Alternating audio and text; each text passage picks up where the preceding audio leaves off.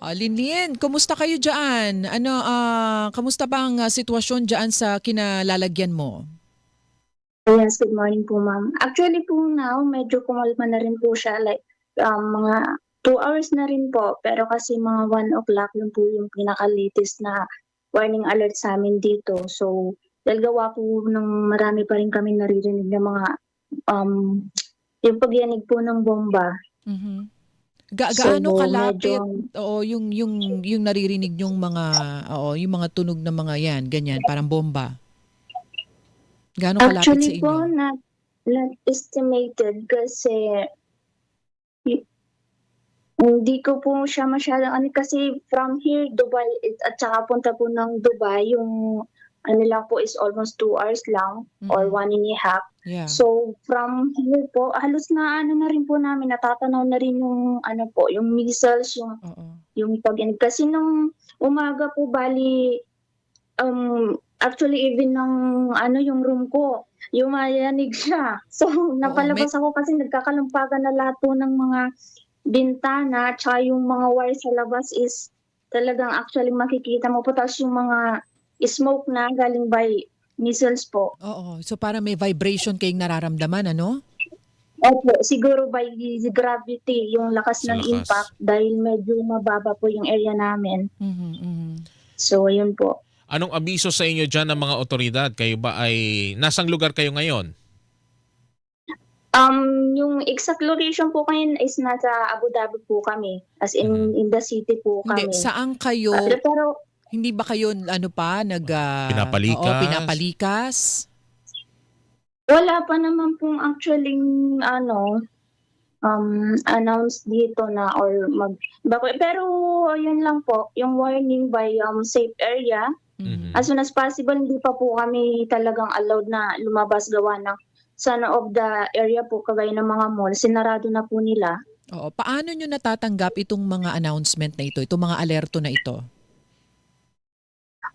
Yun lang pong kagandahan sa kanila dito kasi by, technology, Mm. may alam naman po siguro nila na detect, nag-aano po sila sa phone namin, nag-a-alarm po yung mga ano namin, Mhm. nagkaka-receive ng mga iba-ibang message Oo, ng pupuwede pag-ano mo po, ba kaming bigyan ng sample kung anong klase ng mensahe ang natatanggap ninyo? yun po like, kailangan pong, um, pumunta sa mga safe na lugar Mhm, and as long po na yung mga area like yung mga open, mhm. yun po. Okey. So ang mga mall sabi mo ay sarado na. Kamusta naman ang mga bilihan ng mga pagkain, yung mga grocery, supermarket? As of now po, some ng mga ano po, supermarket okey pa naman. Yung mga ano lang po siguro, not actually endanger talaga, pero yun po. Oo, papaano Sa ngayon, kayo bumibili ng mga pagkain ninyo kung hindi kayo pinalalabas? opo, yun po sa ngayon lang, itong araw na ito, halos wala pa namang ano talaga, pero bukas po malalaman po natin kung ano po yung ano, kasi kahit yung sa schools po, ngayon po tsaka March 2, Mhm. parang dineclare po na wala yatang pasok muna yung mga bata. Mm.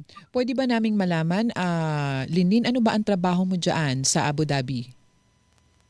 OFW po, ma'am. Oo. Almost 7 years na rin So po. Sa bahay din po, nag-oopisina sa bahay, opo, oo, okay. So yung mga amo, opo. oo, yung mga kasama mo diyan, may kasama ka bang Pilipino diyaan sa inyong lugar?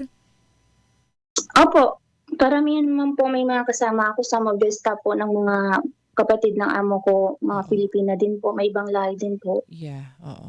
Eh yung iba nating mga kababayan, kamusta naman? Na may mga nababalitaan ka na okey naman sila? Awa ng Diyos po, thankful naman kasi wala pa naman po kaming nababalitaang mga kababayan natin pong ano, safe pa, sa ngayon po safe naman po kami dito. Kahit po sa Dubai, okey naman po. Mhm. Pagka, anong, masasabi mo dun sa mga nangyayari ngayon diyan? Ano yung, kamusta yung mga pamilya mo naman, nandito, nag-aalala sila? Oo nga po, eh. Yun lang yung nakakapag-panic kasi siyempre di naman po natin in-expect yung ano, yun lang po. Kasi ano, pray lang po. Meron na Yun ba nga lang. kayong oo, meron na ba kayong natanggap, ikaw particularly Linlin, kung meron ka nang natanggap na abiso o pakikipag-ugnayan mula sa mga otoridad, Philippine authorities mula sa Embahada ng Pilipinas diyan? Opo, ma'am. Yun Oo. lang po kagandahan kasi yun naman na naka-update po kami sa kanila. Oo, sa Ano papaanong lang, paraan? active Sa naman po text sila. din o tawag? Yun po, nababasa naman namin, nakikita namin po yung mga ina-announce nila, yung mga dapat gawin. Mhm. Nagbibigay din naman po sila ng mga active or contact number para kung in case of emergency or what. Aha. Okay naman po yung ano dito sa embassy. Kung sakasakali, Linlin, na ipag-uutos na kayo ay pauwiin, uuwi ka ba? For the safety po, syempre. Aha. Pero sa ngayon, Syempre. oo, Linlin, pero sa ngayon ang sitwasyon diyan, so nagpapatuloy pa rin at nakakarinig pa rin kayo ng mga pagsabog.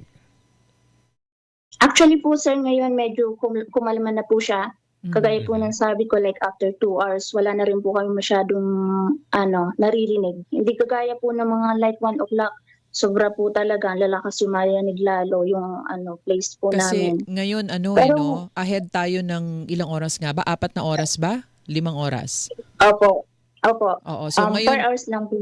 early in the morning ngayon dyan, 4 o'clock in the morning. Opo. O yan, so alauna ang huling, tawag dito at pagsabog na narinig mo. Opo, ma'am. Sunod-sunod yun?